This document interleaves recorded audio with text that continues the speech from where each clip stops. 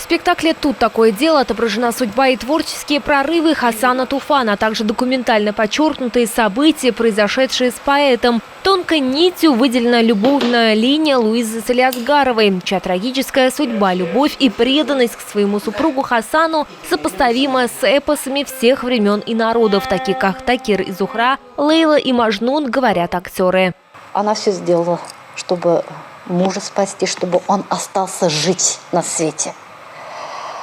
И кровь давала, и волосы, и сама даже не ела, а посылала посылки. И что я хочу сказать зрителям, что можно пережить все. Нужно иметь терпение и огромное сердце.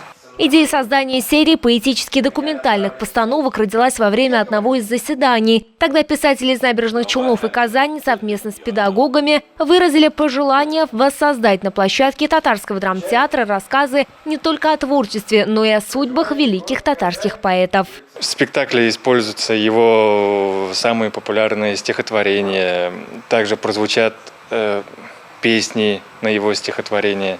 Это одна из них «Ки Казлар», ну и, конечно же, любимый всеми «Әйткен едің, әгәр сүйе қалсаң, сүйбар тик миннән яхшыракны». Следующими на очереди в серии постановок «Тут такое дело» будут спектакли о жизни и творчестве поэтов Хади Такташа и Фатиха Карима. Их покажут челнинцам на сцене Татарского драматического театра. Лилия Гатина, Сергей Вильданов. Новости Челны ТВ.